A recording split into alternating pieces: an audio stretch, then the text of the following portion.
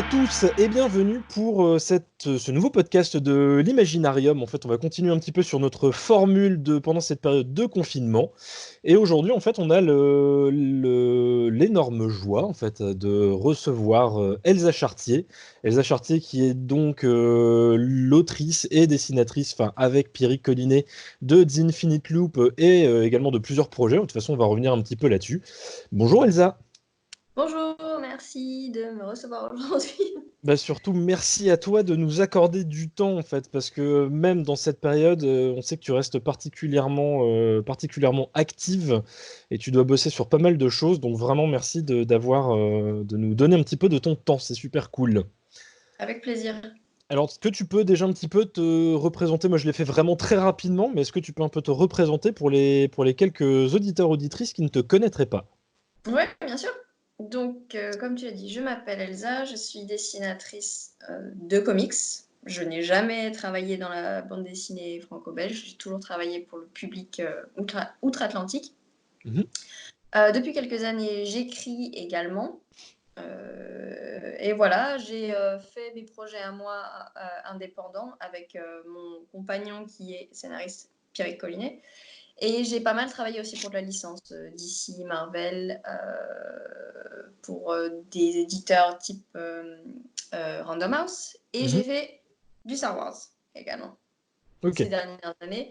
Et voilà, j'essaye de partager un petit peu mon temps entre les deux, entre les choses un petit peu plus, les projets plus personnels, plus indépendants et les trucs un petit peu plus euh, licence en fait, personnages déjà établis. Mais est-ce que tu pourrais un peu nous expliquer vos débuts en fait à toi et Pierrick? Comment vous êtes entrés dans dans la grande aventure du comics, du coup? Comment ça s'est fait? C'est une histoire un peu marrante. euh, euh, donc Pierrick et moi on se connaît depuis très longtemps et en fait on travaillait tous les deux dans le cinéma à l'époque. Enfin Mhm. on était aspirants disons. Après Ouais. des années d'échecs Excuse-moi et de te de... couper, du coup, au cinéma, tu bossais à quel poste en fait Bah, je voulais être actrice en fait. D'accord, ok. Je me sens un peu con aujourd'hui de dire ça. Ah non, non, mais après, en fait, je Je me sens pensais que complètement détachée t'étais de cette période-là. storyboardeuse, Pour moi, quelque c'est... chose comme ça. voilà, et Pierrick voulait réaliser, D'accord. mais en l'occurrence à Paris, il était caméraman. Il travaillait dans une école d'acteurs en tant que cadreur en fait. D'accord. D'accord. Voilà. Et donc on a fait ça pendant plusieurs années sans que ça fonctionne vraiment et on était un petit peu, je pense, on s'est rendu compte que c'était un milieu qui ne nous correspondait pas du tout et dans lequel on n'arrivait pas à s'épanouir créativement comme on pensait qu'on pourrait le faire à la base. Et du coup, moi j'ai tout arrêté pendant un temps, pendant à peu près un an, j'ai rien fait en fait. J'avais un boulot alimentaire et j'étais un peu perdue. Mhm. Je savais que j'avais envie de faire quelque chose de créatif, que j'avais besoin de, comment dire, un boulot classique me conviendrait pas. J'étais incapable d'avoir un boulot classique. Je me faisais virer au bout de 2 mois systématiquement.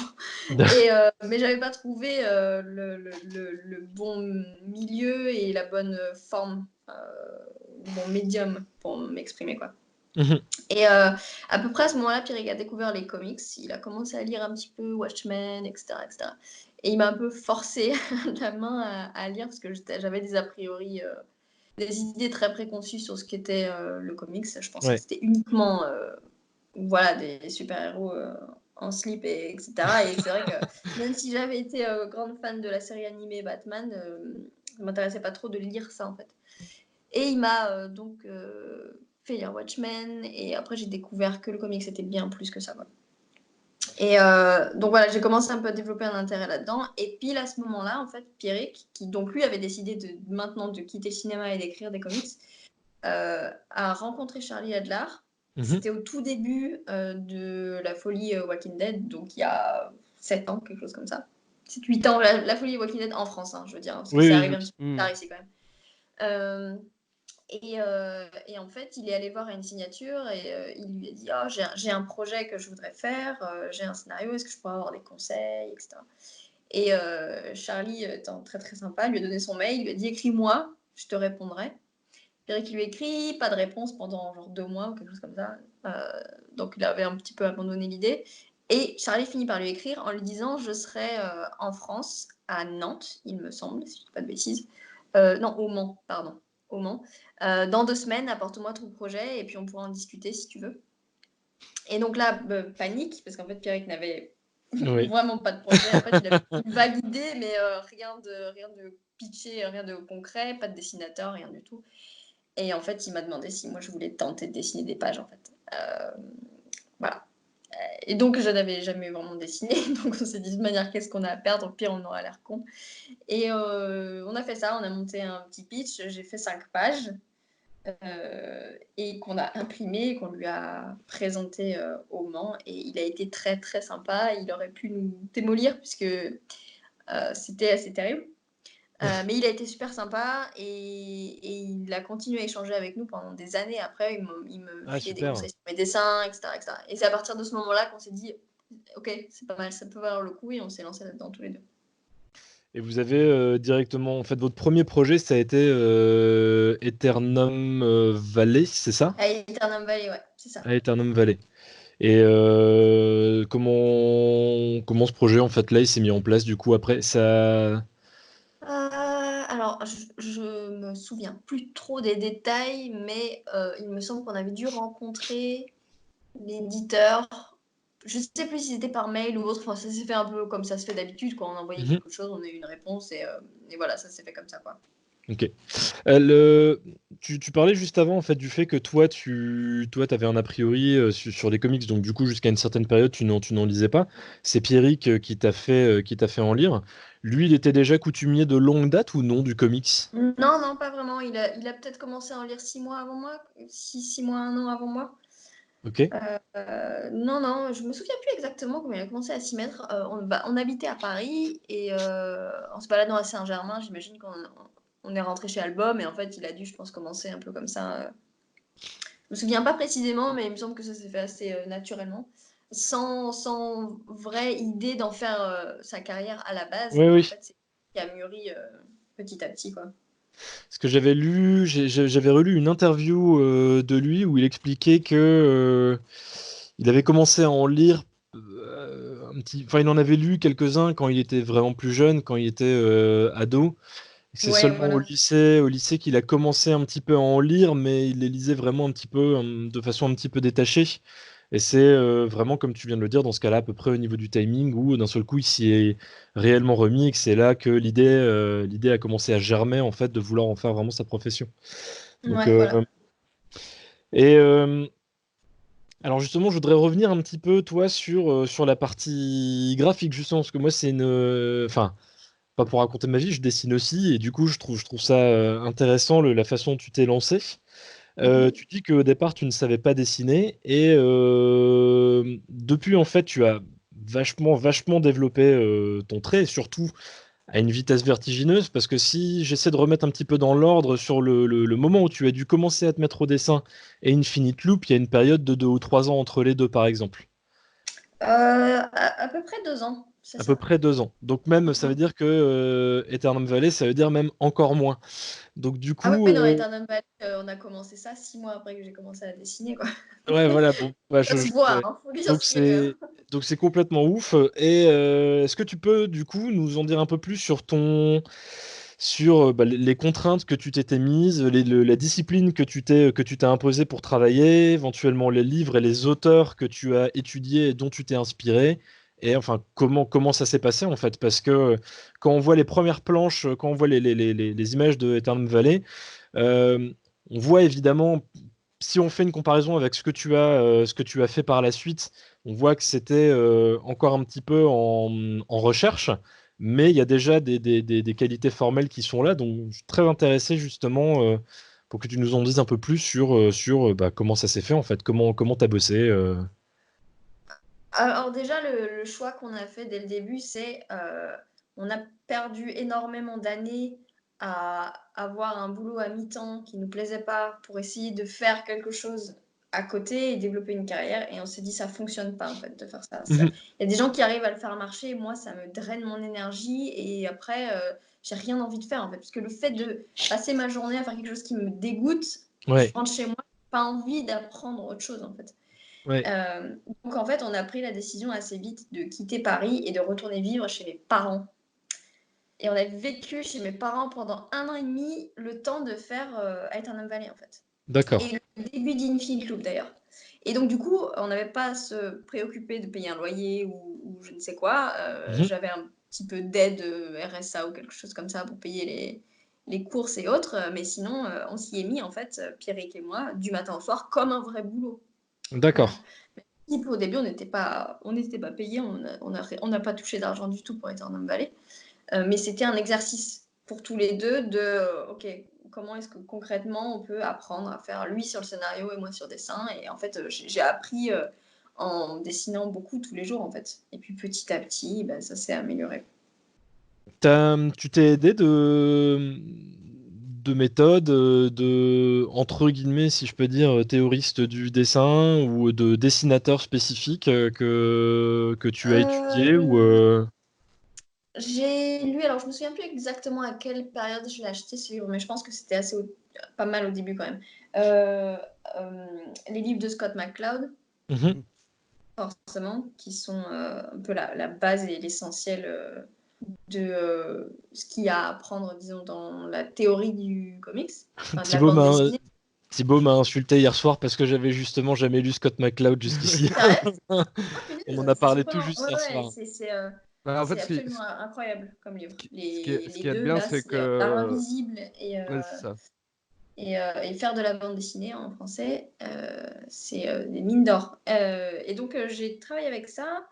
Euh, et puis après, en tant qu'artiste, au début, j'étais très, très à fond sur ce que faisait Charlie Ouais, Adler, ouais. qui était un peu l'objectif que je me fixais.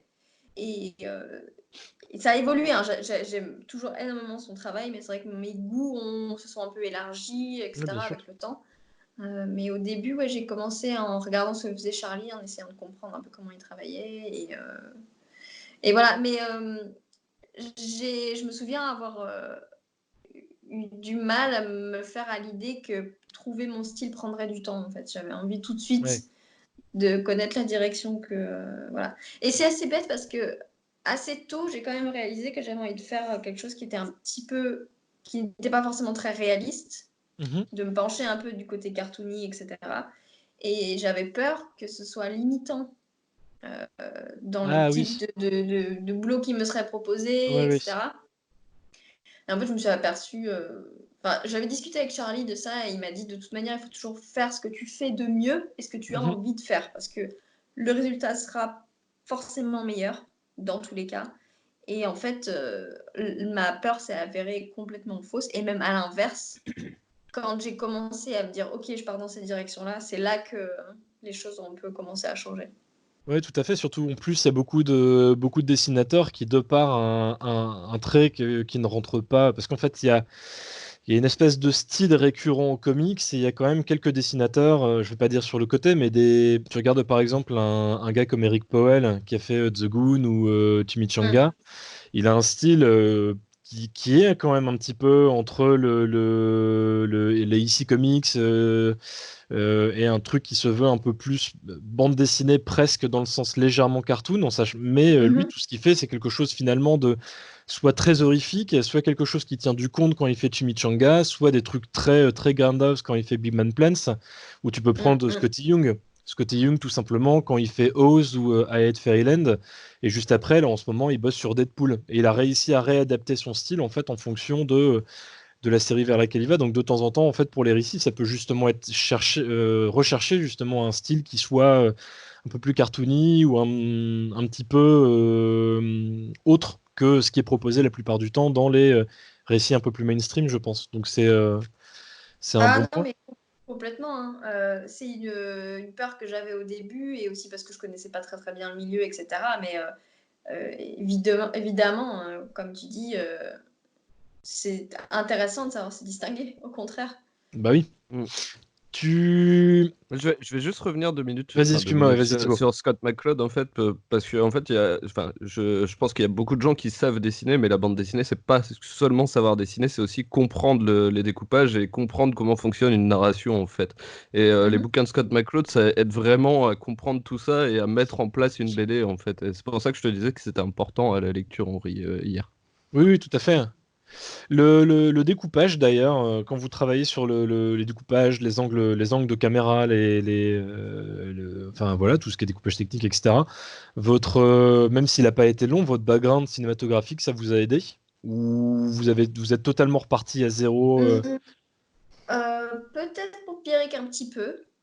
En fait, pas nécessairement son background dans le cinéma, mais son intérêt pour le cinéma, en fait, du coup, qui dicte un peu la manière dont il écrit et comment il pense les scènes. Et de mon côté, moi, en fait, j'ai réalisé après, avec le temps plus tard, que j'avais commencé à faire du cinéma. Je pensais que je voulais jouer dans des films, et en fait, j'aimais les films en eux-mêmes, en fait. C'est Oui, l'aspect. oui. J'ai réalisé que c'est l'aspect visuel qui me plaisait plus. Je me suis un peu fourvoyée en pensant que ma place, ce serait d'y jouer. Mhm. Mais moi, j'aime, et de toute façon, ça se voit, je pense, dans mon storytelling. C'est un commentaire que j'ai régulièrement, que je suis très cinématographique dans Oui. ma manière d'aborder une histoire. Donc, je pense que l'intérêt, il est là pour tous les deux depuis toujours, en fait. Mais de toute façon, tu expliques, hein, si je me souviens bien, dans la partie making-of de Infinite Loop, que tu dis un moment en fait que ton background, enfin le fait que tu aies appris la comédie et donc à te servir des émotions, c'est quelque chose dont tu t'es été resservi à nouveau au moment où tu devais appréhender des histoires justement, en faisant passer d'abord le côté émotionnel pour créer justement la plupart de tes pages et de tes dessins. Ah oui, ça oui, en effet, ouais. Ça m'a pas mal servi de essayer d'être un petit peu dans la nuance quand il s'agit des expressions corporelles ou des expressions faciales, de comprendre ce qui va dans la psychologie de l'expression d'une émotion et de retracer le parcours, en fait. Mm. Et ça permet, j'espère en tout cas, d'être un petit peu plus subtil que ce qui est parfois fait, quoi. On va passer forcément au gros morceau, si je peux dire. Quand et comment vous est venue l'idée de The Infinite Loop? Alors ça, c'est typiquement, j'ai une mémoire absolument terrible. Non, mais c'est vrai, j'ai des pans entiers de ma vie dont je me souviens plus. Donc, je vais faire de mon mieux. Pas de souci. Je me souviens pas exactement comment l'idée est arrivée. Il me semble que Pierrick a eu l'idée des deux personnages et après, il a construit l'histoire autour. Mais ce dont je me souviens en revanche, c'est que le premier pitch qu'on avait fait était très, très, très, très, très différent de ce qu'est le livre au final, en fait. Ouais. L'histoire était plus compliquée, moins centrée sur les personnages, et la version finale était très différente. Et avec certaines des thématiques sur lesquelles on va revenir après, certaines thématiques qui n'étaient pas encore apparues, si je me trompe pas. Je crois qu'elles sont venues au fur et à mesure du processus. Oui, c'est ça, ouais. Au fur et à mesure où on s'est concentré plus sur les personnages, on a compris qu'au-delà d'un elevator pitch très SF, Mhm. c'était les thèmes derrière qui devaient guider l'histoire, en fait. Mhm. Voilà. Ça, c'est une petite question double. Pourquoi avoir privilégié la forme du comic book spécifiquement plus que celle de la BD franco-belge? Et quand est-ce que cette idée-là s'est imposée au final? Alors, au début, on a pitché à des éditeurs français. Ouais. Euh, je, je ne sais plus si ces éditeurs-là faisaient du comics déjà et si on avait en tête de faire du comics, mais pour un éditeur français ou pas. Je ne suis pas certaine. En revanche, ce que je sais, c'est que le format du comics et la publication mensuelle et le rythme de production Mhm. américain Mhm. nous convenait plus, ainsi que juste la manière de travailler avec les éditeurs, qui est un Mhm. petit peu plus une relation de freelance qu'une relation un petit peu plus compliquée, je trouve, que les auteurs français ont avec leurs éditeurs. Je trouve qu'aux États-Unis, c'est beaucoup plus clair. Et c'est quelque chose qui, en termes de méthode de travail, nous correspond bien mieux. Ouais, c'est plus entre guillemets segmenté, sectarisé. En France, l'éditeur peut avoir la possibilité de donner son avis, par exemple, sur les découpages, sur l'histoire en elle-même, alors que théoriquement, aux États-Unis, il y a l'auteur qui est engagé réellement pour faire son scénario, et après, c'est surtout les discussions qui se font avec les artistes avec lesquels il bosse, mais non pas avec celui qui va, enfin, les gars qui vont publier l'histoire et tout ça, je crois. Alors, non. Scénariste, je voulais dire avant, excuse-moi, je crois que j'ai dit éditeur à la place de scénariste, pardon. Ah oui, du coup, oui, peut-être. Parce que pour le coup, les éditeurs font ce travail-là, et tant mieux, puisque c'est leur travail aussi. Ouais. En fait, je sais pas, moi, je préfère, mais c'est une question culturelle aussi, la manière. Après, j'ai pas travaillé vraiment dans la bande dessinée française, donc peut-être Ouais. que je dis des bêtises énormes, et j'ai un regard un peu extérieur par rapport à des amis qui travaillent comme ça, etc. Et que je peux voir un peu, je vois que c'est différent quand même. Que c'est un petit peu plus business, et Ouais. j'ai envie de dire l'approche amicale et séparée. Voilà. Moi, je préfère ce genre de relation-là, de pas tout mélanger. Voilà. Moi, après, ça c'est personnel, mais et surtout, le marché français est extrêmement compliqué, encore plus quand on veut faire des comics. Ouais. Mais le marché, même si on avait décidé de faire de la bande dessinée, le marché est infiniment plus difficile que le marché américain. C'est plus facile de vivre, de gagner sa vie en faisant du comics que gagner sa vie en faisant de la BD, ça c'est sûr.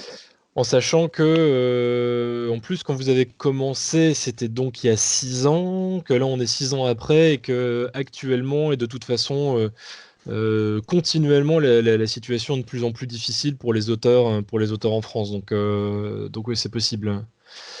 Est-ce que vous avez eu des influences spécifiques pour autant sur le point de vue de l'histoire que sur le point de vue visuel?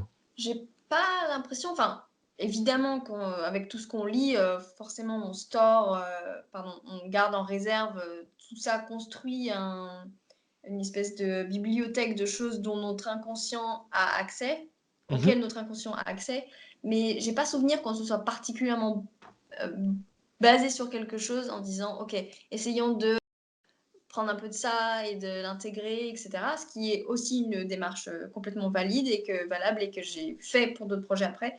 Mais pour Infinite Loop, c'était assez, on s'est un peu mis tous les deux en disant comment dire, vraiment centré sur l'histoire et comment on peut trouver une manière intéressante de raconter cette histoire-là. On va revenir du coup un petit peu plus là sur le cœur de l'histoire. Qu'est-ce que vous vouliez faire vraiment spécifiquement passer comme idée au message, au singulier ou au pluriel de toute façon avec Infinite Loop? Et pourquoi avoir choisi spécifiquement des personnages féminins plutôt que des personnages masculins pour cette histoire-là, par exemple? Bon, alors je pense que les thèmes sont assez évidents, hein. C'est Oui. l'acceptation de la diversité sexuelle et autres, hein. Mais voilà, donc ça c'est le thème assez évident. Et après, on a décidé, nous, de faire ça sur un fond SF et de ne pas être texto sur une relation homosexuelle. C'était pas ça, nous, c'était relation. On a transposé ça dans un univers SF, mais c'est ça que ça veut dire, disons. Et après, ta question, c'était sur savoir, au-delà des thèmes, comment. Pourquoi des personnages Ouais, féminins plutôt que masculins? Oui, voilà, pardon. Ouais. Pourquoi des personnages féminins? Pourquoi des personnages féminins? Aucune idée. Non, je pense que Pierrick a eu l'idée de ces deux personnages-là. Savoir pourquoi, je ne sais vraiment pas. Je pense pas qu'il sache lui non plus. Après, Pierrick a une facilité, j'ai envie de dire, et un intérêt poussé sur les personnages féminins. Voilà, je trouve qu'il écrit des personnages féminins très bien. Et je sais pas, naturellement, souvent, quand il démarre un bouquin, le protagoniste est féminin en général. C'est comme ça, je sais pas exactement pourquoi. Non, non, mais non, je sais pas non plus, en fait, je sais pas. Après, ça, c'est une réflexion un peu personnelle, mais j'ai l'impression, alors je sais pas si c'est, enfin, je dis pas que ça a été votre intention sur ce point de vue-là, hein, mais j'ai l'impression que même que ce soit dans, par exemple, le cinéma ou alors en bande dessinée, j'ai l'impression que l'homosexualité masculine est plus difficile à être vue et à être acceptée que l'homosexualité féminine, en fait. J'ai l'impression que c'est l'homosexualité masculine est même encore plus tabou finalement, et je sais pas, c'est peut-être une impression, mais j'ai l'impression de moins voir de récits en fait comme ça. Donc c'est juste pour ça ma question, savoir si ça avait un lien ou si c'était vraiment juste un choix comme ça, inné, auquel vous n'avez pas du tout réfléchi. Alors, ce que tu dis, c'est vrai, hein, l'homosexualité masculine est vachement plus tabou que l'homosexualité féminine, pour les raisons évidentes, j'ai envie de dire. Les hommes, même s'ils sont contre certains hommes, je veux dire, hein, qui sont réticents ou qui sont pas du tout OK avec la diversité sexuelle et l'homosexualité, vont avoir vachement de mal à regarder 2 hommes ensemble et 2 femmes ensemble. En revanche, ça les dérange pas. Bon, voilà. Mais Bon, c'est ça, hein. t'as non seulement ça, et après je pense aussi qu'il y a l'image horriblement et fortement ancrée de la virilité masculine post-John Wayne-esque, si je peux dire, qui est qu'à mon avis, beaucoup de personnes ont une représentation vraiment unique. L'homme, ça doit être enfin, c'est le bourru, en fait, d'une certaine manière, et du coup, je pense Ça qu'il y a rejoint le beaucoup de fait personnes. qu'il y a beaucoup d'hommes qui ont du mal à voir d'autres représentations de la masculinité. Ouais, tout à fait. Surtout que c'est quand même complètement con parce que c'est pas comme s'il y avait qu'une seule forme d'homosexualité, quoi. Ah oui, mais bien sûr. Mais Bien non, sûr, non, on est tout à d'accord avec fait, ça. mais là, c'est juste, on en vient à la considération débile, comme tu te disais, Elsa, hein, de toute façon, que la représentation féminine est beaucoup plus acceptée chez les hommes parce qu'il y a le côté fantasmé du truc, alors que théoriquement, en fait, mais ça ne vient pas d'une acceptation de l'homosexualité en tant que telle. Auquel cas, il y aurait absolument pas de problème à voir des récits autant avec des hommes qu'avec des femmes.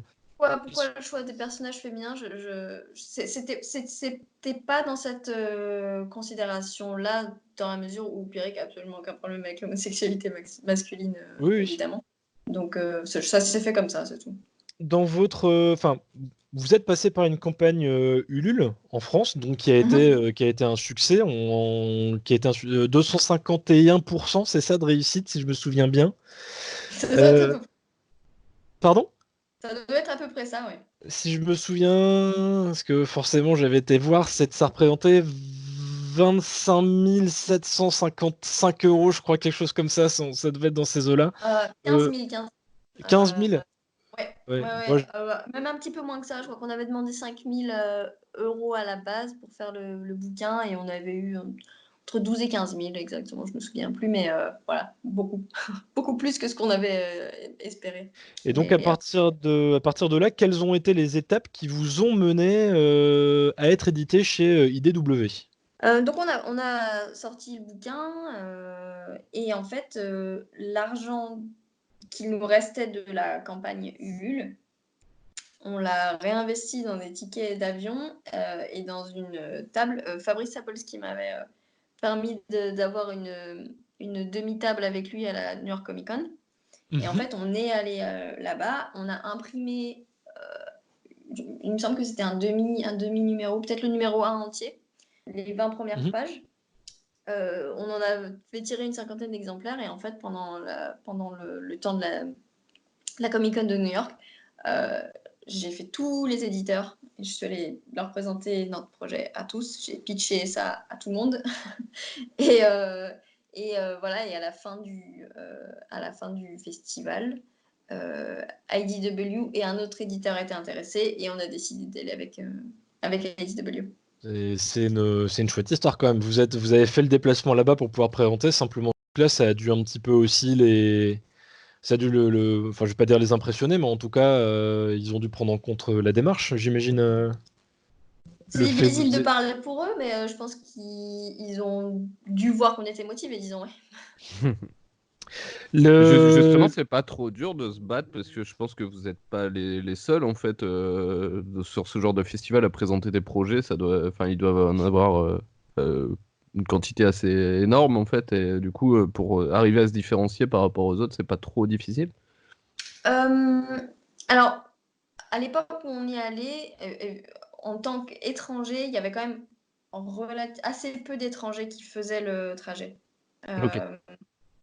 Il y avait ce truc et on nous avait dit au début, si vous n'êtes pas natif américain ou natif anglo-saxon, disons, personne ne voudra publier des scénaristes non anglo-saxons, en fait. En tant qu'artiste, aucun problème, mais voilà, il faut avoir vécu aux États-Unis 20 ans pour... Évidemment, c'est complètement ridicule, des règles pareilles. Plus pour les scénaristes que pour les dessinateurs, pour le coup, en fait. J'ai Oui, cette mais impression, en en fait, fait. c'est aussi ridicule. Évidemment, il faut parler anglais très bien, mais c'est tout, je veux dire. Hmm. Et du coup, il y avait cette espèce de barrière qui était mise à plein j'imagine, de créateurs qui voulaient de l'étranger arriver. Mais depuis, nous, on a été publiés. Il y a d'autres artistes étrangers qui ont été publiés. Je parle scénariste compris. Et du coup, les portes se sont un petit peu ouvertes. Les gens se sentent un petit peu plus libres de le faire, disons. Mais c'est vrai que pendant les conventions, les éditeurs sont bombardés de créateurs qui viennent les voir pour leur pitcher leur projet, quoi. Ça, c'est sûr, hein. Voilà. C'est pour ça que c'est important de rappeler, je vais le redire régulièrement, hein, de rappeler qu'en fait le projet, quand vous avez été le proposer, c'était donc il y a 6 ans aujourd'hui. Et donc forcément en 6 ans, il y a eu, comme tu l'as dit, pas mal d'autres éditeurs entre-temps, enfin d'autres scénaristes et d'autres dessinateurs européens qui sont venus. Mais forcément à 6 ans, il y a 6 ans, la situation était probablement encore très très différente.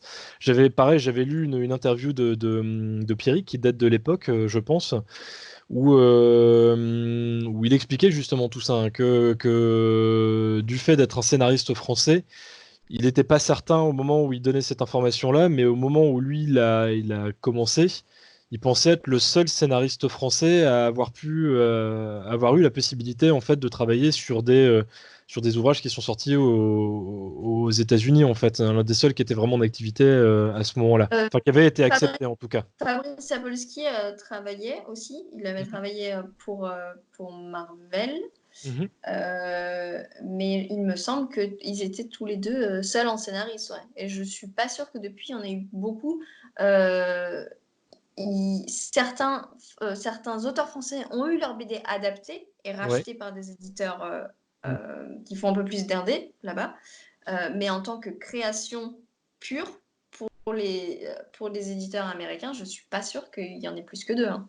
Ouais. Enfin, je sais pas trouve, si me compte là-dedans, mais mais voilà je trouve quoi. que ça reste compliqué justement pour les scénaristes. Les dessinateurs, ils ont un peu plus de facilité à s'adapter au marché américain, alors que les scénaristes, je sais pas, il y a toujours ce blocage qui fait que, ils ont du Bah, mal à prendre des scénarios d'étrangers. Pardon?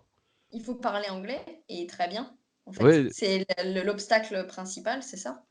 déjà, mais même, je sais pas, culturellement, ils ont une espèce d'impression qu'il faut qu'ils conservent un peu leurs scénaristes, alors que la moitié des scénaristes, c'est des Anglais au final, quand tu regardes sur le marché. Je ne sais pas s'il y a ça de la part des éditeurs américains. À partir du moment où ils ont quelqu'un de bon qui sait produire, etc., je pense pas qu'ils regardent trop à ça particulièrement. Hmm. Mais l'une des grosses barrières, c'est la langue, parce qu'en France, on parle quand même globalement pas très bien anglais. Si on Hmm, On compare c'est avec vrai. parle les pays très mal même, scandinaves, on tout le peut le monde dire parle anglais. ouvertement. Et il y a peu de gens qui sont vraiment bilingues, quoi. Hmm, c'est vrai. Et du coup, bah, ça limite les possibilités. Mais après, il y a aucune raison quelqu'un qui soit bilingue en anglais puisse pas être édité aux Mm. États-Unis au final. Il y a pas une éventuelle, enfin c'est une totale noob hein, comme question. Il n'y a pas aussi une espèce de frilosité sur le point de vue sensibilité européenne ou sensibilité française, parce que je sais que sur le point de vue graphique, quel que soit le média hein, d'ailleurs. Qui est enfin qui est très recherché la plupart du temps. Il y a énormément de réalisateurs, par exemple, qui ont été chercher des costumiers, des production designers, etc., qui venaient justement d'Europe parce que ça permettait de confronter différents styles. Mais au Mhm. niveau de la scénarisation, il y a peut-être aussi quelque chose là-dessus qui les font un peu plus bloquer parce que pour le coup, il y a beaucoup de sujets qui sont abordés dans les comics qui sont également très ancrés dans l'histoire américaine spécifiquement. Donc il y a peut-être aussi cette crainte que ce soit pas suffisamment bien abordé par un scénariste qui serait pas natif, si je peux dire. Je sais pas. Je sais C'est une. pas. Après, tout ce dont je parle là, je le restreins au marché du comics. Oui, Hmm. oui. C'est-à-dire, voilà, Image, Boom, DC, Marvel. Dans le milieu du graphic novel, il y a quelques Français, il y en a beaucoup plus. Et voilà, je voulais préciser que je parle vraiment du milieu du Hmm. comics. Hmm, ok. Franchement, je ne saurais pas dire s'il y a la question culturelle qui me vient, la différence culturelle qui me vient à l'esprit, qui peut être aussi une barrière, c'est la productivité. Ouais. Le rythme de production est vraiment très exigeant et très différent. Ce qui ne veut pas dire que les Français sont des fainéants, c'est absolument pas ça que je suis en train de dire. C'est juste que le système de publication français est fait d'une manière que voilà, il y a tant de bouquins qui sortent par an, en général, par scénariste. Et certains sortent 10 bouquins par an, très bien, mais voilà, produire 20 pages par mois, c'est exigeant, quoi. Et Après, encore, la plupart des scénaristes ne travaillent pas sur un seul livre. Hein. ouais, pour les scénaristes, en tout cas en France, le positionnement des scénaristes est un petit peu différent des dessinateurs en fait. La différence qu'il peut y avoir, alors c'est pas le cas du tout de tous les artistes aux États-Unis, hein. Il y a des gars comme Burns par exemple qui eux font tout de A à Z. Après, vraiment dans le comics, enfin, le terme est mauvais, mais sur le point de vue mainstream, toutes les grandes sagas de DC et tout ça, c'est plus segmenté. Il y a vraiment un gars qui s'occupe du lettrage. Il y a le dessinateur à la base qui n'encre peut-être même pas nécessairement. Jim Lee a travaillé pendant des années avec Campbell qui faisait son ancrage, qui avait parfaitement compris comment mettre en avant son dessin. Il y a un coloriste qui vient derrière, pardon. En France, ce qu'il y a beaucoup, en fait, c'est que parfois, la scénarisation, les crowbars, puis l'ancrage, puis la colorisation, tout est fait par le même artiste. Ce qui fait que forcément, ça étend encore plus le temps de travail. Même si après, il y a des cas comme Arleston et Tarquin, par exemple, sur les Lanfeuses de Troie, où si j'ai bien compris à la fin, en fait, il y avait probablement une équipe derrière qui travaillait de la même façon. Hergé, de toute façon, faisait faire certaines parties de ses cases par d'autres dessinateurs. Il détestait dessiner les voitures. Les voitures, c'était pas Hergé qui les dessinait, par exemple. Ça, c'est véridique. Oui, Hein. c'est assez différent, mais il y a de plus en plus de créateurs qui travaillent comme ça dans le comics un peu plus indé, en fait. Tout ce qui est graphic novel, etc., souvent, ça se fait comme ça. Hein. C'est un créateur où il va y avoir justement, un tu scénariste prenais. et un dessin qui encre et colorise, et parfois lettre aussi, c'est propre à... Carrément. Bah justement, tu parlais de Charles Burns, Henry, t'as Derf Barkderf, tous des mecs comme ça, Ouais. ils bossent entièrement seuls au final. Hein, Klaus aussi, mais on a l'impression que c'est un truc qui est beaucoup plus réservé à l'indépendant, parce que finalement, Eric Powell, qui même s'il a bossé sur plein de trucs, finalement, il est plus ou moins dans un circuit indépendant, et Eric Powell, pour le coup, lui fait tout. Pareil également, il fait la scénarisation, il fait l'ancrage, la colorisation, et bah, Les plannings de production pour les graphic novels sont pas les mêmes que pour le comics, ouais. en fait. Pour Ouais, le comics, tout à fait. c'est physiquement pas possible, enfin, il y en a certains qui le font, mais je sais pas comment ils font, de crayonner, ancrer, coloriser et lettrer 22 pages. Enfin, non, c'est descendu à 20 pages, mais avant, c'était même 24 pages par mois. Ouais, c'est pas possible. C'est pour ça que ça s'est disons, un petit peu... Ou faut s'appeler Jack Kirby, quoi. Voilà. Après, ça dépend aussi de ce qui se trouve dans les cases. Si tout ce qui est décor, il y a certains dessinateurs qui privilégient les personnages et qui font des décors très très épurés justement parce qu'ils veulent que l'attention soit spécifiquement tournée vers le personnage. Donc à partir de là, c'est vrai que ça peut être un gain. On en parlera peut-être un petit peu après sur une autre question, mais Michael Turner, par exemple, avait tendance à faire des pages excessivement fouillées avec beaucoup de détails. Donc effectivement, lui, je pense pas que enfin, si le délire de sortir une page par mois sans aide, c'était à mon avis très très. Enfin, je veux dire, 20 pages par mois, ça devait être très très compliqué. On va revenir sur Infinite Loop. Infinite Loop est sorti par la suite chez Glénat en France. Est-ce que l'appréhension du coup l'appréhension et la réception de l'histoire et de ces thématiques a été la même en France et aux États-Unis?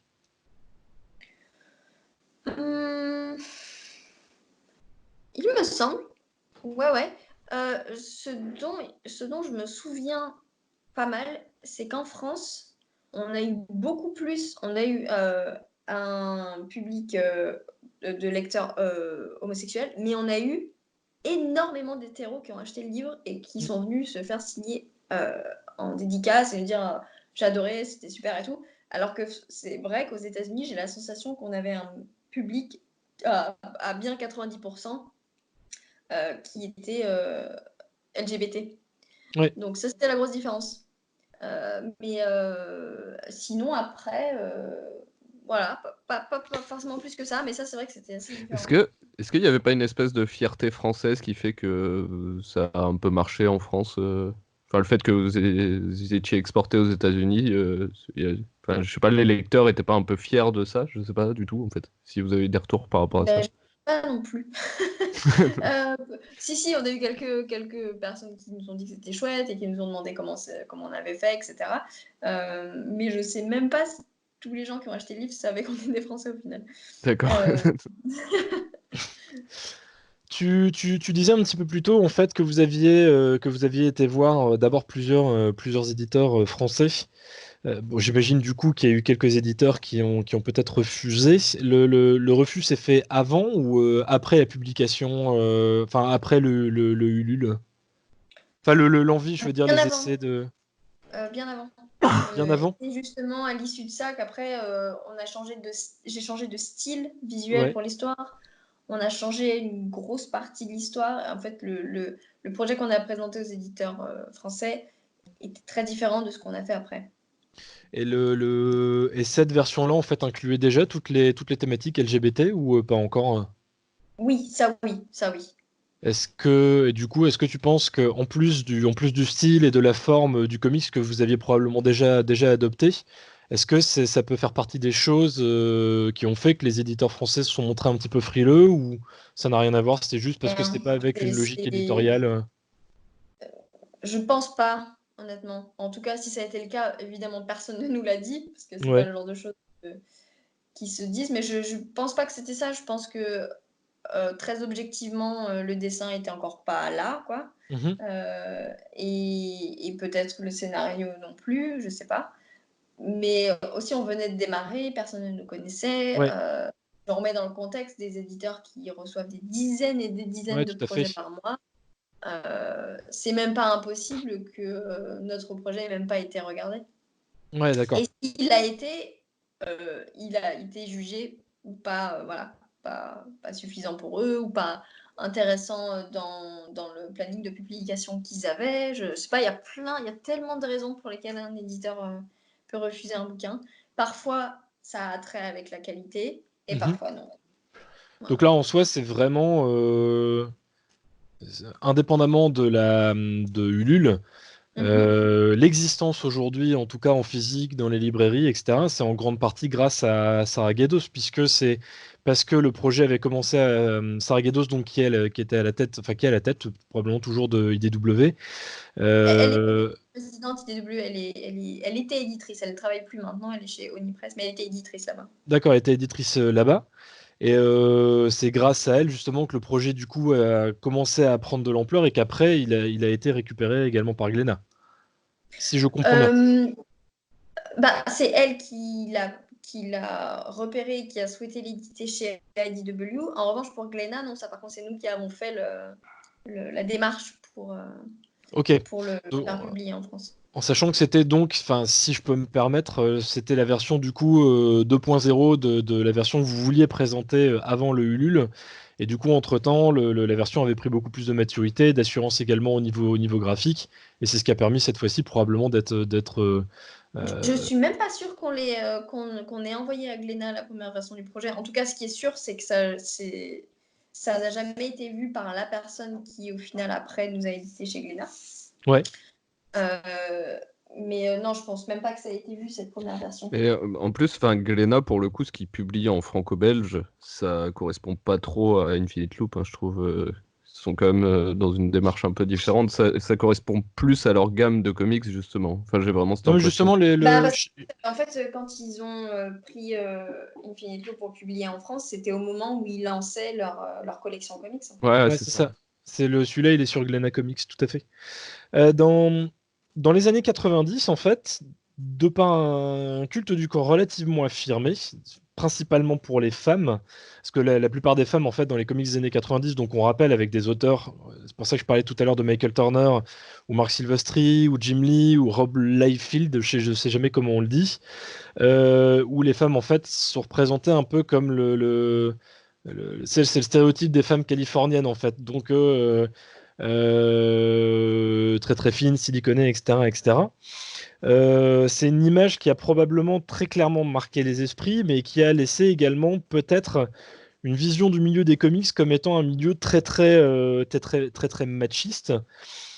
Donc maintenant, comme toi, tu travailles régulièrement avec les États-Unis, et que tu côtoies vraiment ce milieu-là, est-ce que tu peux donner ton point de vue?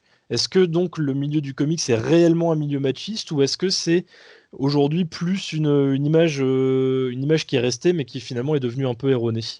Ça a beaucoup changé, hein, quand même. C'est toujours un milieu qui est assez masculin. Et ça change encore, hein, parce que ça dépend des éditeurs, évidemment. De manière assez infâme et connue d'ici, quand ils ont fait un de leurs derniers gros bouquins anniversaire, là, sur 120 créateurs, il devait y avoir 3 ou 4 femmes. Mm. Donc ça, c'est évidemment pas acceptable. Mais il y a énormément d'éditeurs chez qui à la fois l'équipe éditoriale et les équipes créatives sont complètement paritaires, disons. Mhm. Donc ça a beaucoup changé. Après, il y a encore des éditeurs type Zenoscope et autres qui continuent à publier des trucs hyper rétrogrades, évidemment. Mais c'est pas l'expérience que moi j'en ai eue, déjà parce que je gravite pas vers des publications comme ça, parce que ça m'intéresse pas, de travailler sur ce genre de livre. Mhm. Donc forcément, naturellement, je vais vers des gens qui m'intéressent et du coup, qui ne sont pas dans cet esprit années 90 super dégradant. Donc c'est toujours un milieu qui est assez masculin, mais de moins en moins, et il y a on va dire des poches dans le milieu qui sont très à gauche et très, je veux dire, ouverts à la diversité et à l'évolution de la société, disons. Mm. Bah, ce qu'il y a de bien avec ça, c'est que le public change aussi. Enfin, il y a de plus en plus de femmes et de filles dans les comic shops, et ça, c'est un bien aussi, quoi, parce que c'était aussi un lectorat très très masculin jusqu'à il y a encore peu de temps, quoi. Donc, Ouais. Il y a encore Elle- quand même beaucoup enfin, majoritairement, je pense, des hommes qui vont dans les magasins de comics quand même, même si évidemment ça change et qu'il y a des boutiques de comics qui sont, comment dire, qui font en sorte d'être, comment dire, ouverts d'esprit et de montrer que tout le monde peut y rentrer. C'est pas le cas de tous les magasins de comics. Il y a des magasins de comics qui clairement montrent que c'est un truc pour les hommes, et etc. Mais ça, pareil, ça change. Et mais du coup, l'évolution et l'explosion des graphic novels ces dernières années montrent bien que les femmes lisent du séquentiel, de l'art séquentiel, Mhm. pas forcément systématiquement DC et Marvel, parce qu'il y a bien d'autres choses que ça. Et elles ne vont pas acheter dans les comic shops ce genre de livres, elles vont en librairie. Oui. Voilà. Donc c'est un autre marché, disons, qui lui est encore plus inclusif.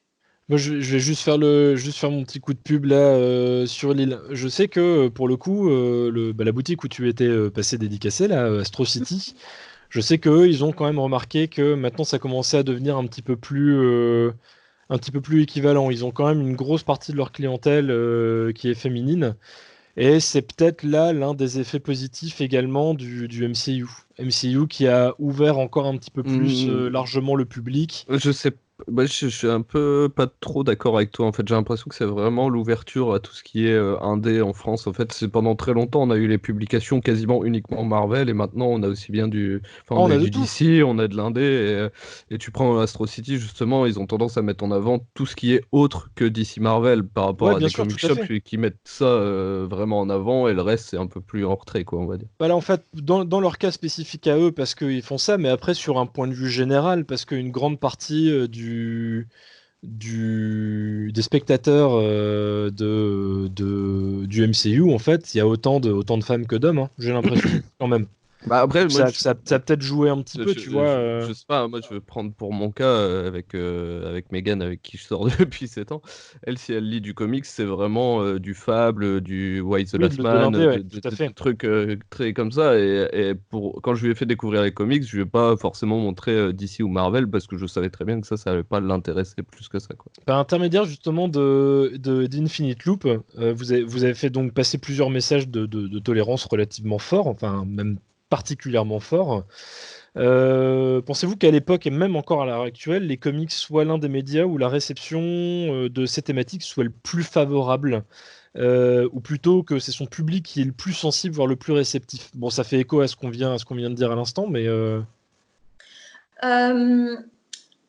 En fait, je pense qu'on est plus à même de pouvoir faire ce genre d'histoire versus le cinéma, par exemple. ouais. Parce que c'est une théorie, mais je pense que on a beaucoup le chemin entre notre imagination et le lecteur, il est Mhm. infiniment plus court et quasiment sans embûche, disons, enfin beaucoup moins que quelqu'un qui essaye de faire un film et qui doit Ouais. passer par des financements et avec des gens qui donnent leur avis au milieu. Oh, mais ça, c'est trop segmentant. Oh, mais ça, c'est peut-être un peu osé. On va se mettre des gens à dos. Là, là, là.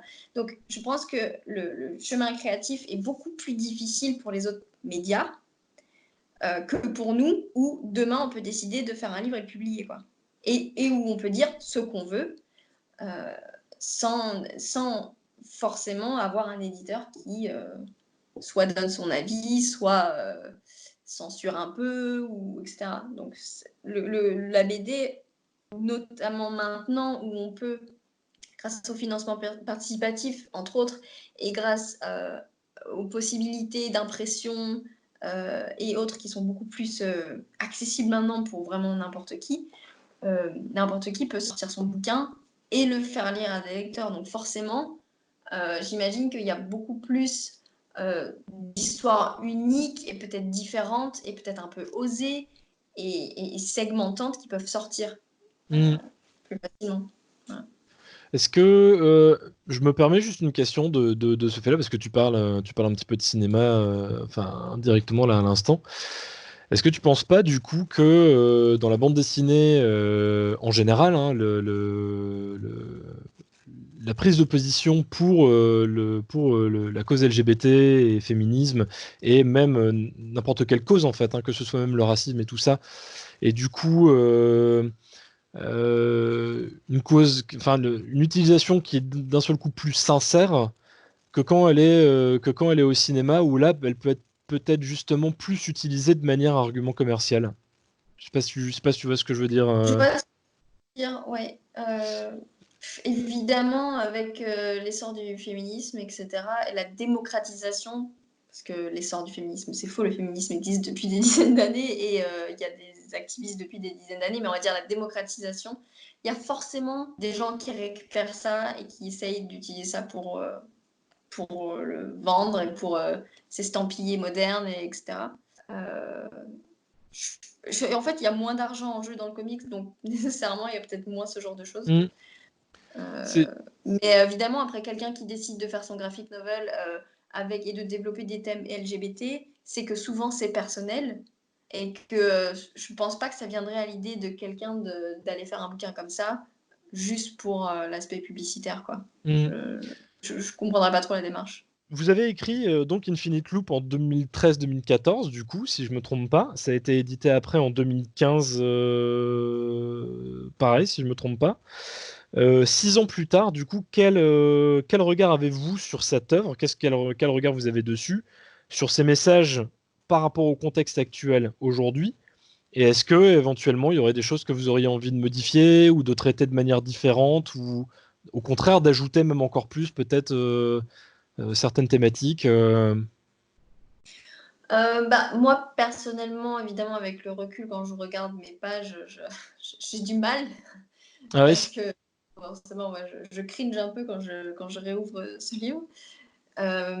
Mais après, non, notre démarche derrière et notre enthousiasme, pour moi, il est toujours cher à mon cœur et j'y pense toujours de manière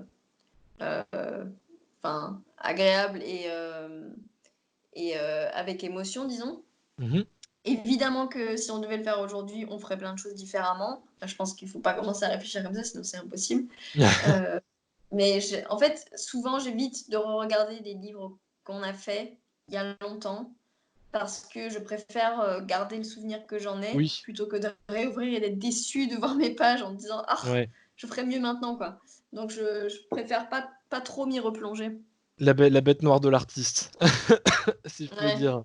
En quelques mots, est-ce que tu peux nous parler un petit peu de la suite? Parce qu'il y a eu une suite pour The Infinite Loop avec un autre dessinateur, mais où là, cette fois-ci, toi et Eric, enfin, toi et Pierrick, pardon, vous co-scénarisiez.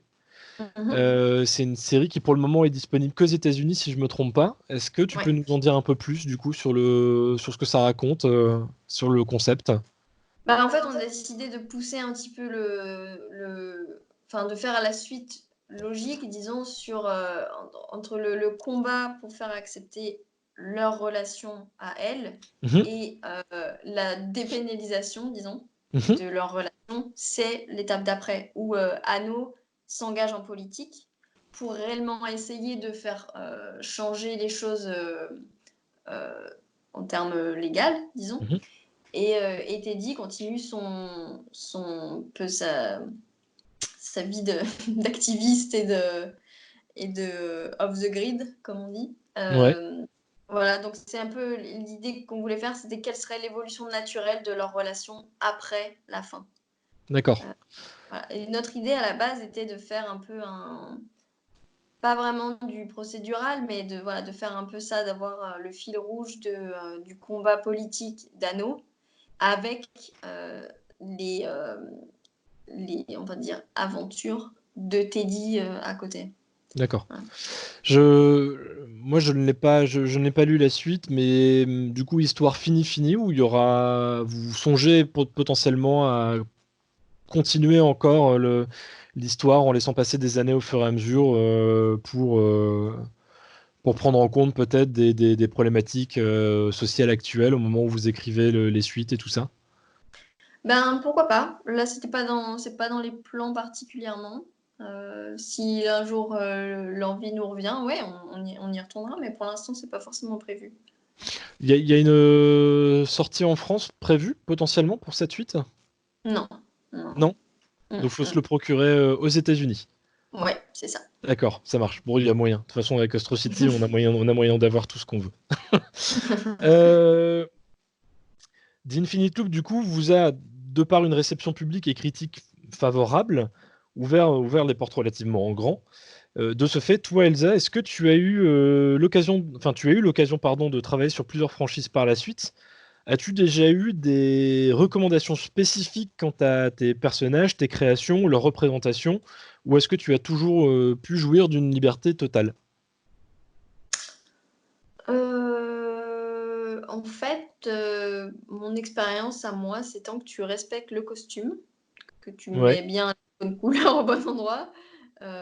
Après, moi, j'ai jamais eu de soucis autres. Peut-être parce que j'étais pas sur des séries hyper centrales et tout ça, mais au final, c'est mieux, je trouve. J'ai pu faire à peu près ce que je voulais, en fait.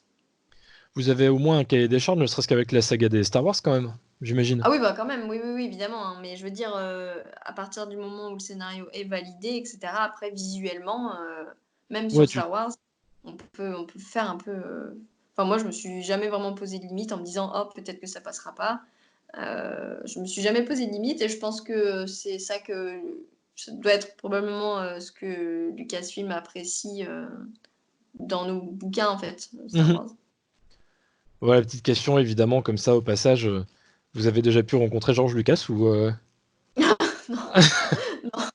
Ah, Il y a des centaines, voire des milliers de créateurs qui travaillent sur Star Wars et non, on n'a pas tous l'occasion de rencontrer George Lucas. j'imagine que ça serait la petite satisfaction personnelle parce que je pense que vous aimez bien Star Wars à la base, donc du coup, Oui, évidemment, ce serait un grand moment, évidemment, mais je pense pas que ça arrivera un jour. Je suis euh, réaliste. bon, sait-on jamais, un concours de circonstances, une convention, un truc comme ça, on sait jamais. Oui, oui, c'est Euh, vrai.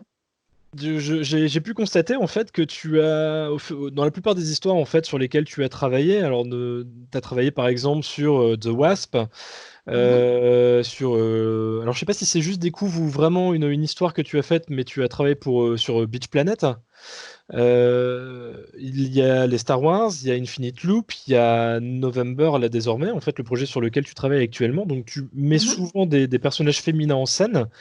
Et du coup je voulais savoir si c'était un choix, si c'était vraiment juste un hasard, concours de circonstances, ou si c'est un peu parce que c'est une étiquette qui t'a été collée un peu trop facilement, genre tu es l'artiste féminine qui va pouvoir travailler sur des personnages féminins.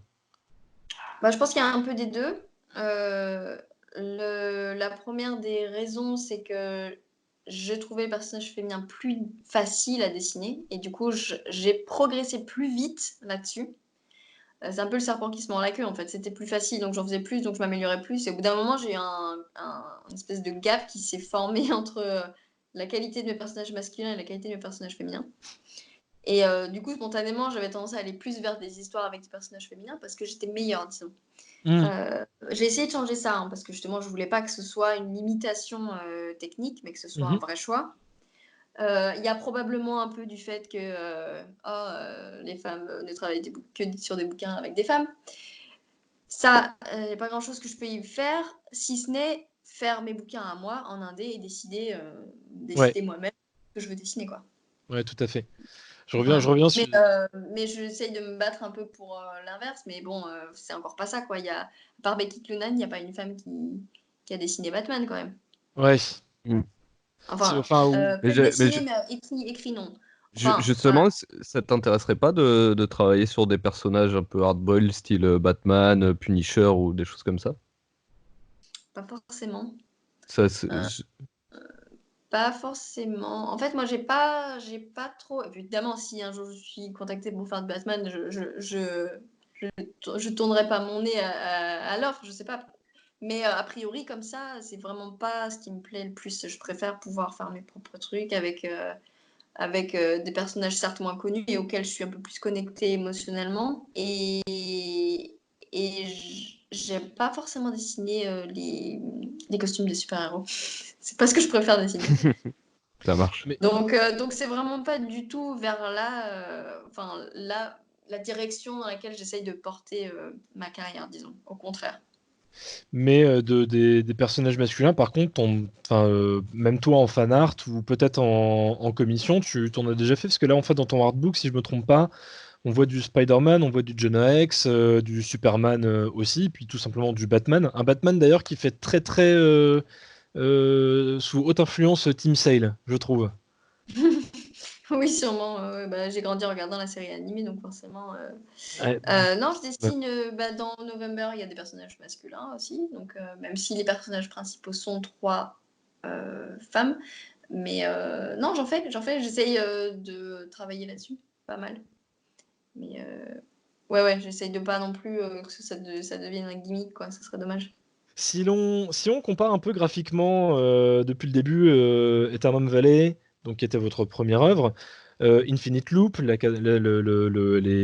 Star Wars que vous avez fait, The Wasp, enfin je dis vous parce que vous avez beaucoup travaillé avec Pierrick, notamment sur les Star Wars, The Wasp, ou alors donc encore une fois dernièrement November, on perçoit quand même à chaque fois une vraie mutation en fait au niveau du trait. Donc bon, on continue à avoir ta patte évidemment, mais il y a une mutation quand même au niveau du trait. Est-ce que c'est parce que ton trait et ton style continuent constamment à évoluer ou est-ce que c'est juste une aptitude que tu as à savoir adopter un trait et un ancrage spécifique à chaque récit spécifique que tu traites et aux nouvelles collaborations que tu as? Encore une fois, c'est un peu des deux. J'ai beaucoup de mal à être constante dans mon dessin. C'est vraiment, il faut que je fasse attention parce qu'entre le volume 1 de November et le volume 3 de November, il faut que je fasse vraiment attention à pas faire d'écart trop important. Parce qu'en fait, naturellement, ça évolue. Et puis en plus, j'aime bien tester des nouveaux trucs. Donc je suis obligée de me restreindre un petit peu. Et aussi, l'idée de faire constamment la même chose m'ennuie profondément.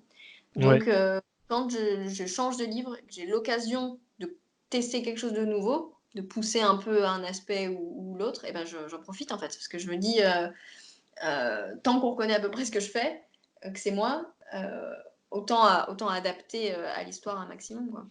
Et aussi Moi, parce que c'est plus fun.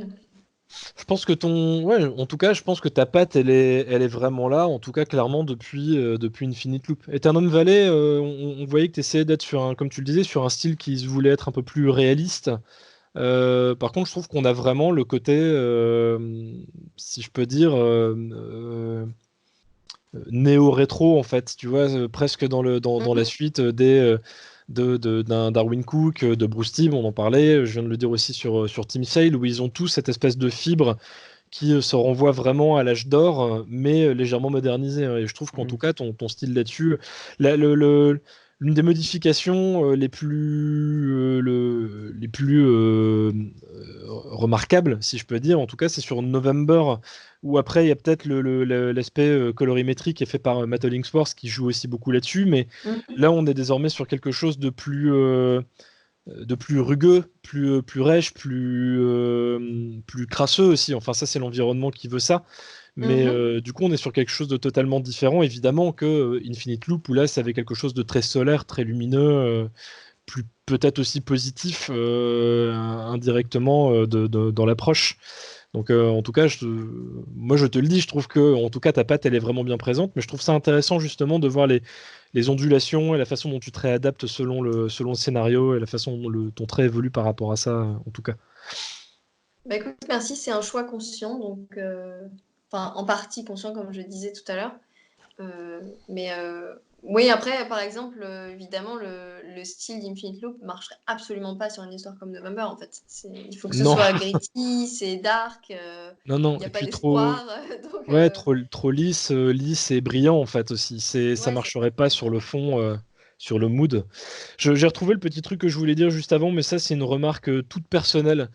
C'est marrant parce que tu dis justement que tu trouves ça plus facile de dessiner les femmes. En fait, c'est pour avoir discuté avec une autre artiste qui s'appelle Juliette Amadis. Juliette Mhm. Amadis qui dessine très très bien les femmes et qui ne dessine quasiment que des femmes, qui nous disait en fait qu'elle avait toujours eu une plus grande facilité à les dessiner. Mhm. Moi, en tant qu'homme, moi, c'est totalement l'inverse. En fait, je trouve les femmes excessivement dures à dessiner parce que finalement, avec les hommes, tu peux te permettre en fait de tricher un petit peu sur les proportions. La preuve, c'est quand tu vois la plupart des gars dans les comics, en fait, c'est des baraques. Les mecs, c'est des armoires à glace, et donc tu peux te marrer un petit peu sur les proportions. Les femmes, si tu te loupes légèrement sur les proportions, ça se voit direct et ça foire totalement ton dessin. Et j'ai tendance, du coup, moi, à trouver les femmes beaucoup plus difficiles. Bon, après, je m'entraîne pas assez pour ça, mais voilà, c'était juste, je sais pas si ça amène une réponse à ça, mais c'est juste une réflexion que je voulais faire avant. Donc là, maintenant, elle est un peu hors sujet, mais voilà, pardon, désolé. Non, non, il n'y a pas de souci. Bah, on peut exagérer a priori, il peut exagérer les proportions et chez l'un ou chez l'autre, hein. Il y a pas de, je pense pas qu'il y ait de limite particulière, mais après c'est peut-être ton œil qui est un peu moins habitué à faire l'un que l'autre aussi. Ouais, ouais. Euh, c'est possible, je sais pas. Bon, je dessine surtout des crayons dernièrement, donc la question se pose même pas là-dessus. Voilà. Euh, tu, tu travailles plutôt en traditionnel ou en numérique? Moitié-moitié, je fais mes crayonnés en numérique et j'encre à la main, enfin Ah, sur papier. Et voilà, j'essaye de passer complètement à 100% sur papier. c'est Voilà. marrant ce cheminement-là, parce que t'as justement beaucoup plus d'auteurs qui ont tendance à faire leur crayonné, même le crayonné défini, jusqu'au crayonné définitif, pardon, en tradi, et qui passent à l'ancrage numérique. Parce qu'aujourd'hui, il y a quand même, je sais pas combien d'applications où tu peux permettre d'avoir des effets de brush et tout ça qui sont plutôt convaincants, et qui ensuite enchaînent directement avec la colorisation en numérique. Mhm. Tu utilises quoi comme, si je peux me permettre, là pareil, c'est pour moi, tu utilises quoi comme matos quand tu es en traditionnel? J'utilise des stylos, des felt pens. Donc, c'est Ouais, des stylos qui ont une pointe assez molle, donc ouais, qui permettent de faire des variations d'épaisseur. C'est Kuretake qui fait ça. c'est Kuretake, génial. Bon, maintenant ils s'y mettent tous, hein. T'as Copic ou même les Microns qui maintenant font des brushes comme ça mais avec la pointe en feutre. Ah, Et ouais, je crois qu'ils maintenant ils font tous un petit peu ça. De toute façon, même Copic, hein, les marqueurs à proprement parler, ils ont aussi une pointe brush, bon peut-être pas très très fine, mais peut-être plus sympa pour coloriser. Mais C'est bien, c'est que je suis complètement paumé là dans vos références. tout ce qui est les pintels et tout ça, t'as déjà testé les Pocket Brush? j'en ai un, mais que j'utilise juste pour remplir les noirs, en fait. Ouais, J'arrive pour faire pas les... à ouais, gérer les épaisseurs en pinceau. Je m'y suis jamais vraiment plongée et j'ai choisi l'option facile, quoi. si t'as du temps un jour, moi je découvre, hein, ça fait 1 an que j'essaie de m'entraîner de plus en plus avec ça. Après, il faut se faire la main avec le pinceau, hein. T'as beaucoup de personnes qui utilisent les Kolinsky, mais c'est vraiment vraiment cool à utiliser pour le coup. Je trouve que c'est comme l'ancrage à la plume et l'ancrage au pinceau. Il y a vraiment un truc dans la façon dont tu peux gérer tes déliés et tout ça qui est très agréable. Mais après, c'est sûr que c'est une autre expérience. Mais Ouais. voilà. Bon, pardon, encore une fois. Bon, je vais revenir sur une question que Thibaut t'a déjà posée plus ou moins. Est-ce qu'il y a une saga ou un personnage que vous rêveriez vraiment de faire absolument? Hmm. Euh, J'ai pas forcément trop de genre top 10 des personnages sur lesquels j'ai envie de travailler. Parce que en fait, souvent, moi, je suis plus attirée par le scénariste avec lequel ou la scénariste avec Mhm. lequel je travaille. C'est ça, en fait. Moi, ça peut être n'importe quel personnage, n'importe quelle histoire. Si je connecte avec le scénario, ça me, tu vois, c'est ça qui m'intéresse. Après, récemment, j'ai lu Witcher et j'avoue que ça me titillerait de faire un truc Witcher. Ouais. Mais voilà. Mais sinon, globalement, non, je pense pas trop à je voudrais absolument bosser sur ce personnage-là ou autre. Pas trop. Euh, je sais pas pourquoi, mais je fonctionne assez au projet par projet Ouais. que ce soit quand je travaille avec Pierrick où là on discute, ok, quel type d'histoire tu voudrais faire, quel genre de truc tu voudrais dessiner, où là du coup ça guide. Mhm. Mais évidemment, les personnages, on les crée nous-mêmes après. Ou avec, quand je travaille avec Matt, où pareil, c'est euh, que des personnages créés pour l'histoire. Donc, il n'y a pas de. On passe pas après quelqu'un d'autre, ou on reprend pas un costume déjà existant, etc. Et en fait, je préfère, moi, Mais cet même aspect-là. par rapport à un personnage, c'est plus un type d'histoire qui va t'intéresser. Donc tu serais tenté par un personnage selon le scénario, en fait. Ce serait plus ça. C'est ça, et le type d'histoire, et surtout comment elle est écrite, quoi. Mm. Je suis très, très, très, très difficile en termes de scénario. Il y a énormément de trucs que j'aime pas. Voilà, c'est pas facile. Mais je suis très contente des scénaristes avec lesquels je travaille pour l'instant. Tu refuses des scénarios de temps en temps? Ça t'est déjà arrivé de refuser des scénarios justement parce que c'était des trucs qui te parlaient absolument pas ou jusqu'ici t'as En pas. fait, c'est un truc qui m'embête beaucoup dans le processus du comics, de recrutement du comics. C'est qu'en fait, quand un éditeur te propose un bouquin, Mhm. tu n'as jamais, jamais, jamais le scénario parce que le scénario n'est pas écrit encore au D'accord. moment où tu rejoins le projet. Donc, avec un peu de chance, normalement, le scénariste est déjà engagé. Donc, tu peux te renseigner, regarder ce que la personne a fait d'avant et dire, OK, ça me dit, ça me dit pas trop. Mais j'ai pas eu l'occasion pour l'instant de refuser à cause du scénario. Et je Mhm. pense pas que ça viendra dans l'avenir, puisque comme je m'oriente vraiment sur des projets indés, Mhm. ou en tout cas non licence, le problème ne se posera pas, puisque c'est forcément par définition des collaborateurs qui se choisissent. Mais je serais complètement disposée à refuser même un très gros projet si je trouve que le scénario me plaît pas complètement. Parce qu'après, il faut les dessiner, les pages. Hein. Mm. Ouais, bah oui. faut, Non, faut, mais faut même t'intéresser, dans, surtout que c'est long comme processus, donc ouais, faut avoir Ouais, l'envie, hein. terrible. et Ouais, même sur un dans scénario qui ne pas, c'est long, quoi. Hein. je Ouais. pense, et même dans l'appréhension du scénario, tu sais même pas si tu saurais vraiment retranscrire ce que le scénariste voudrait, quoi. Si le projet te J'ai eu des désintéresse un peu. scénarios, qui avaient un storytelling absolument horrible et que j'ai dû rattraper pour que ce soit compréhensible visuellement, quoi. Mais D'accord. bon. Bon, ça c'est juste une question à la con. Tu parlais de Witcher en fait que tu as lu. Tu joues un petit peu? Très Enfin, peu, jeux vidéo, j'entends. peu, trop peu. Je trouve pas le temps de tout faire. J'aime beaucoup lire, du coup, j'ai déjà pas énormément de temps libre et quand en plus je lis déjà pas mal, mais je joue de temps en temps. Mais Ouais, Pierrick joue plus que moi par contre. ouais. Vous avez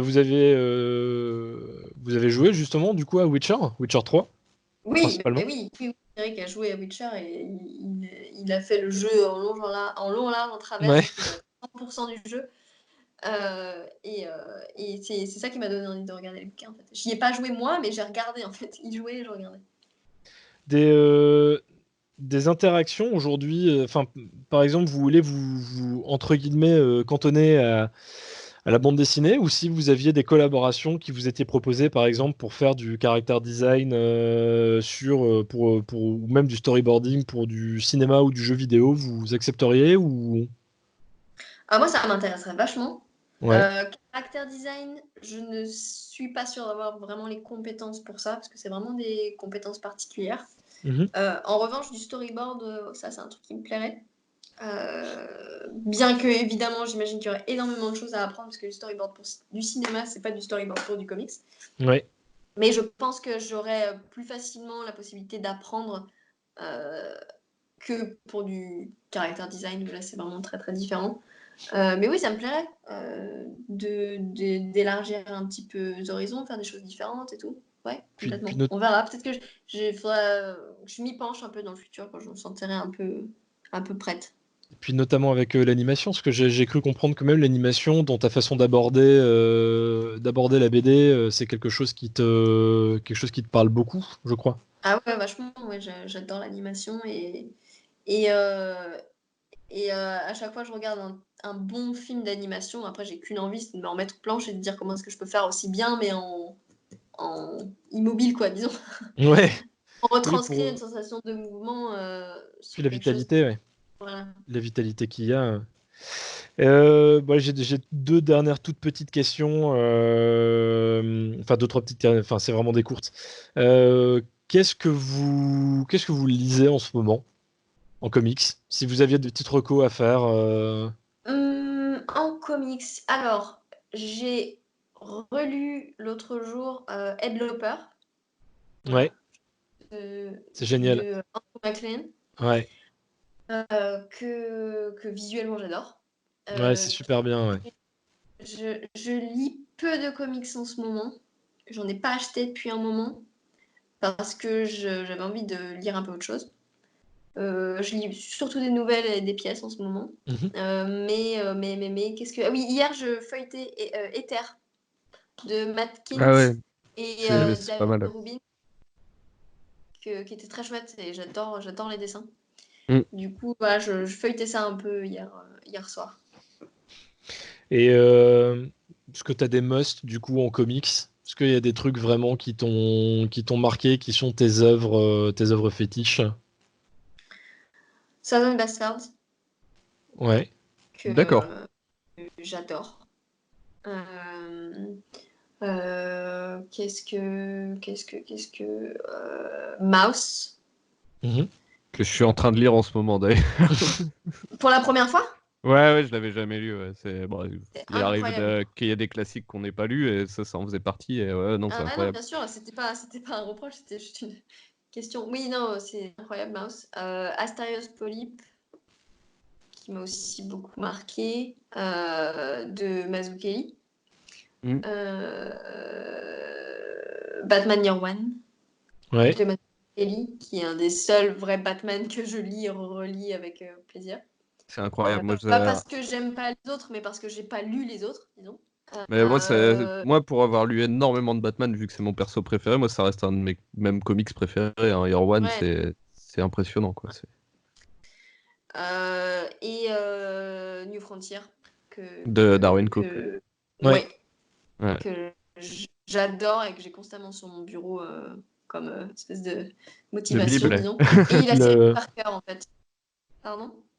Comme Bible graphique par excellence. Mais c'est pas tant regarder à l'intérieur, parce que je le refeuillette régulièrement, mais c'est surtout, j'ai dans mon champ de vision, genre, il faut que je fasse aussi bien. Oui, oui, voilà. C'est, Et la série Parker, pareil, de Darwin Cook, qui est incroyable. D'accord. D'ailleurs, vu qu'on parlait d'animation juste avant, qu'est-ce que tu penses de l'adaptation de New Frontier en animation? Je l'ai pas vu. Je te le conseille pas forcément, hein, je t'avoue. Non, alors voilà, très bien. Je, Sur mon je- souvenir de je trouve Darwin ça Cook. un peu décevant par rapport aux comics, quoi. Après, c'est pas C'est mauvais non sorti plus, quand, hein, ça? mais... Pardon? C'est sorti quand, ça? Je crois que c'était 2012 ou un truc comme ça. Il Ah, me semble, d'accord. hein. Ouais, non, Je te dis ça vraiment de tête et je suis pas sûr. Je sais qu'en tout cas, il a participé au projet, donc D'accord. C'était malheureusement avant qu'il décède, quoi. Mhm. Mais par contre, je saurais pas te dire la date exacte. En tout cas, il a storyboardé pas mal de scènes et tout. D'accord. Il a quand même pas mal participé au projet, mais par rapport aux comics, c'est un petit peu décevant, je trouve. Forcément, tu perds énormément d'intrigues, etc., quoi. Euh, Dernière chose, est-ce que enfin, à moins que ça soit top secret for the moment, j'allais dire, est-ce que tu peux nous parler un petit peu de tes futurs projets, s'il y a des choses dont tu peux nous parler Alors tout est un peu en l'air en ce moment. Pierrick et moi allons refaire un petit truc, un petit format, euh, un one shot expérimental. Voilà. Donc pour l'instant c'est encore un peu, il est en train d'écrire ça et voilà, moi je commence un petit peu à y réfléchir. Mhm. Et après November, et après donc ce truc avec Pierrick, Matt et moi allons refaire un bouquin ensemble Super, normalement. Voilà. Ah, super. Voilà. Et pour l'instant, c'est pas encore trop. On est en train de commencer à en parler. Il commence à avoir des idées. Moi, je commence à avoir des trucs visuels. Il m'envoie des trucs. Enfin, voilà, on commence un peu. Mais ouais, je sais quand pas du tout. même beaucoup de projets en cours, hein, parce que rien que Ah ouais, November, ça va représenter 3 tomes, hein, si je ne m'abuse. va y en avoir un quatrième en fait. Ah, ok, ok. Ouais, ouais. Là, je suis en train de finir le 3. Il me reste 15 pages. Et après, on a le 4. Et ensuite, le truc avec Pierrick.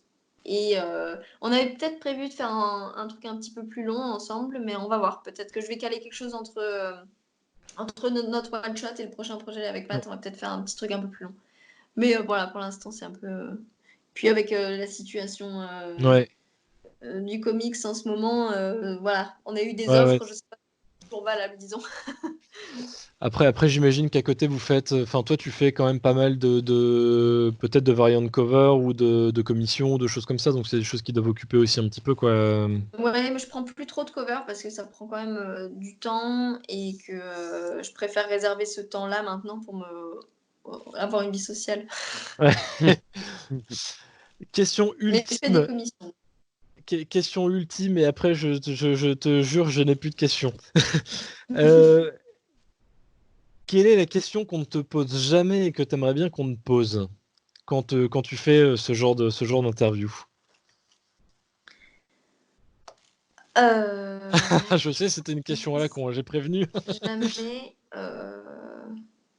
Non, je ne sais pas. En revanche, la question qu'on me pose encore parfois, mais moins, et on en avait discuté, hein, Henri, la dernière fois, Ouais, je sais, pour ça, je ne l'ai pas c'est quoi, posé. c'est quoi, c'est comment travailler dans le comics quand on est une femme? Je ne peux plus répondre à cette question. Voilà. Parce qu'elle Ouais, est, même avec de bonnes intentions, je trouve c'est ça con pareil. comme question quand même, en fait. Pardon? Je trouve ça très con comme question, surtout quand tu peux l'appliquer sur n'importe quel domaine, enfin, n'importe C'est quel ça. métier, et C'est c'est toujours que aussi con, hein. cette question-là, elle a eu son importance au moment où le comics était quasiment entièrement masculin, mais ça a quand même beaucoup changé ces dernières années.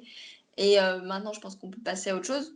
Il y a de la diversité, il y a des femmes qui travaillent dans le comics, voilà, parce que ça continue à donner l'impression qu'on est un petit des créateurs auxquels il faut bien faire attention, il faut leur Ouais, donner du travail, ça va. Et je déteste avoir cette sensation d'être mise à part ouais, pour ou pointer du doigt indirectement, effectivement, ou ça. me protéger, attention, on est une catégorie auquel il faut faire attention, etc. Et Mm. en discutant avec des collègues euh, féminines ou membres de la communauté LGBT, plus personne peut supporter cette question. Hmm. Voilà. Ce qui est Donc voilà, compréhensible en c'est la même question temps. qu'on m'a beaucoup trop posée pendant un temps, mais bon. Voilà. Mais je n'ai pas de questions particulières qu'on me pose jamais auxquelles j'aimerais répondre. Ok, merci beaucoup, Elsa. Un grand merci à Merci toi, ouais. à Un vous. grand merci.